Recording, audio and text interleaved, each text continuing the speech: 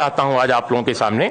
और अगर पत्रकार नहीं करेगा राजनीति पर बात तो और कौन करेगा। राजनीतिक लोग तो राजनीति पर बात करने में आजकल उनको बड़ी परेशानी हो रही है। आप देख ही रहे हैं। आई मीन एक सैफई का साम्राज्य है, एक दूसरा और साम्राज्य है। ये पता नहीं ये साम्राज्य क्या कर रहे हैं। कोई कुंभ में डुबकी लगा रहा है, कोई कुछ कर रहा है। आप लगाइए डुबकी, आप डुबकी लगाइए, लेकिन आपने वैचारिकता का बिल्कुल विनाश कर दिया है, खात्मा कर दिया है। एक अंबेडकर, अकेला एक अंबेडकर और उसकी मैगजीन्स, उनकी मैगजीन्स मूक नाय हो, बहिष्कृत भारत हो, उनको भी पत्रिकाएं निकालनी पड़ी क्योंकि मेन स्ट्रीम मीडिया उनके खिलाफ था।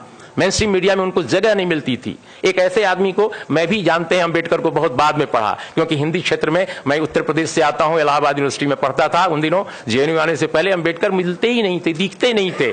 दुनिया भर के लोग मिल जाते थे, अंबेडकर कभी नहीं मिलते थे किताब की दुकानों पर। लेकिन जब से अंबेडकर मैंने पढ़ा तो मुझे महसूस हुआ कि हिंदुस्तान की धरती पर अनोखा स्कॉलर, एक ऐसा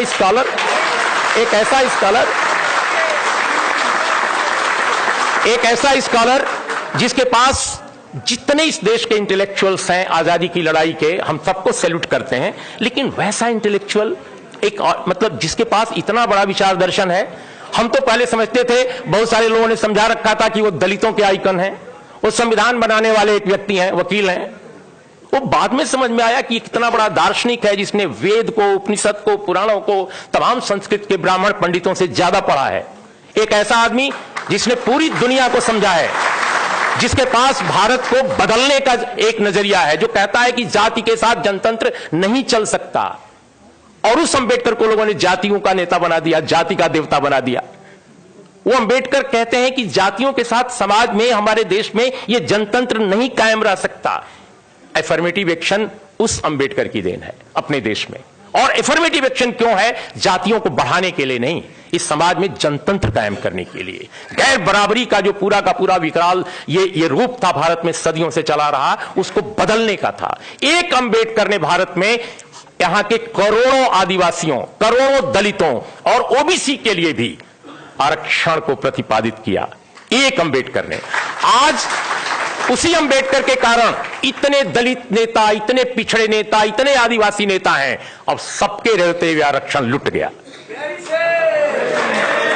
इन सबके रहते हुए आरक्षण खत्म। एक अंबेडकर ने लाया आरक्षण। सारे नेताओं ने, जो अंबेडकर के भक्त कहते हैं, किसी को कभी मंडल के भक्त कहते हैं, उनके रहते हुए अंबेडकर लूट लिया गया आरक्षण को। ये आज के भारत का दर्शन है, आज के भारत का परिदृश्य है। मित्रों, अंत में मैं एक बात कह के कंक्लूड करूंगा अपनी बात। बहुत सारे मित्रों को कहना है कि देखिए, हर क्षेत्र में डिटोरिएशन हुआ है।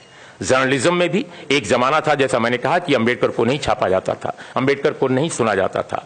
लेकिन एक दौर ऐसा भी आया जब अपने समाज में गणेश शंकर विद्यार्थी जैसे पत्रकार थे। एक जमाना था जब प्रेमचंद जैसे लेखक और पत्रकार थे। मुझे विश्वास है कि अगर गणेश शंकर विद्यार्थी होते, सवर्ण समाज में पैदा हुए, तो आज यहां मंच पर होते वो भी। लेकिन आप बताइए मुझे कि यहां पर मुझे क्यों आना पड़ रहा है। मैं नहीं चाहता, मैं चाहता हूं कि मनोज झा की तरह एक और बड़ा पत्रकार भी यहां होता। मनोज झा क्यों यहां है? मनोज झा इसलिए नहीं है कि वो राष्ट्रीय जनता दल में है। मैं इनके पूरे खानदान को जानता हूं, क्योंकि नवभारत टाइम्स में बिहार में मैं एक बार ट्रांसफर करके गया था, 8.5 साल बिहार रहा हूं। इनके परिवार के लोगों ने सामाजिक न्याय की लड़ाई भी लड़ी है। रमेश जी इनके परिवार में रहे हैं, रमेश झा। देखिए, हमारे नेताओं ने कॉन्स्टिट्यूएंसी बनानी शुरू की, विचारधारा पर काम नहीं किया। आज अगर तेजस्वी यादव की पार्टी के रघुवंश बाबू नाक बहुत सिकोड़ते हैं कि वैशाली के, चूंकि उनको चुनाव वहां लड़ना है, कि आरक्षण क्यों ऐसे, इस पर नहीं बोलना चाहिए था, इस पर ये स्टैंड लेना है, क्यों? हम साफ साफ आज बोलना चाहते हैं कुछ बातें, बिल्कुल कंक्लूड कर रहे हैं। इसलिए कि उनको डर है कि अपर कास्ट को कोर्ट नहीं देगा। अरे भाई, अपर कास्ट को आपने समझाया ही नहीं, अपर कास्ट को आपने समझाया ही नहीं। अपर कास्ट को भी समझाने की जरूरत है, क्योंकि जिस तरह की संरचना बनाई गई है इस देश में हिंदुत्व द्वारा, हिंदुत्व फासिज्म द्वारा, वो न केवल माइनॉरिटी के खिलाफ है, न केवल दलित के खिलाफ है, न केवल ओबीसी के खिलाफ है, बल्कि अपर कास्ट के खिलाफ है। अपर कास्ट को उसने जहरीला, उसके दिमागों में जहर घोल रहे हैं, उसको मनुष्य होने से दूर कर रहे हैं, अमानवीय बना रहे हैं। एक ऐसे समाज की रचना कर रहे हैं ये लोग, जो समाज न केवल विभाजित है, बल्कि इस देश को खंड खंड कर देगा।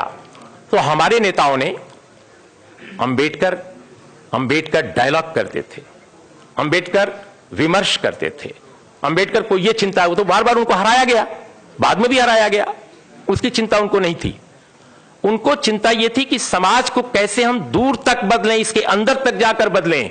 वो काम हमने नहीं किया। हमारे नेता सिर्फ और सिर्फ कॉन्स्टिट्यूएंसी की बात कर रहे हैं। आप जब तक विचार की लड़ाई नहीं लड़ोगे, ये चीज नहीं बदलेगी जो हम बदलना चाहते हैं। इसलिए मित्रों, बिल्कुल लास्ट में मैं ये कहूंगा, लेट मी सी, हाँ, अब वो कह रहे हैं कि ये जो अब कोटा के बाद हम थोड़ी देर बोलना चाहते हैं इस पर, रोस्टर पे। देखिए, रोस्टर का जो मामला है, जैसा सभी ने कहा, आप सब लोगों ने आंकड़े पढ़े हैं, इंडियन एक्सप्रेस ने पूरे आंकड़े छापे थे, आरटीआई से लेकर छापे थे।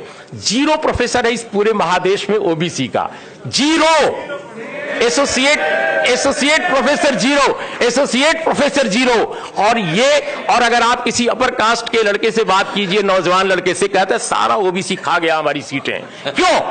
क्योंकि ये जहर है जो ये मीडिया क्या है इस देश का? इस देश का मीडिया जो है, माफ कीजिएगा, मैं मीडिया का हिस्सा 35 साल से हूं।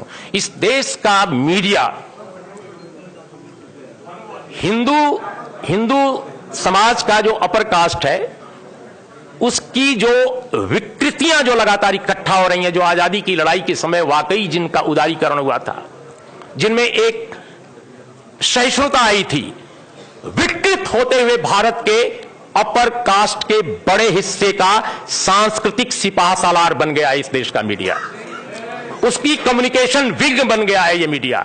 अब एक टॉप के, अंग्रेजी के टॉप के एंकर से आप बात कीजिए रोस्टर को लेकर और आरक्षण को लेकर, वो ऐसी बात करता है जैसे विश्व हिंदू परिषद का एक नेता करता है।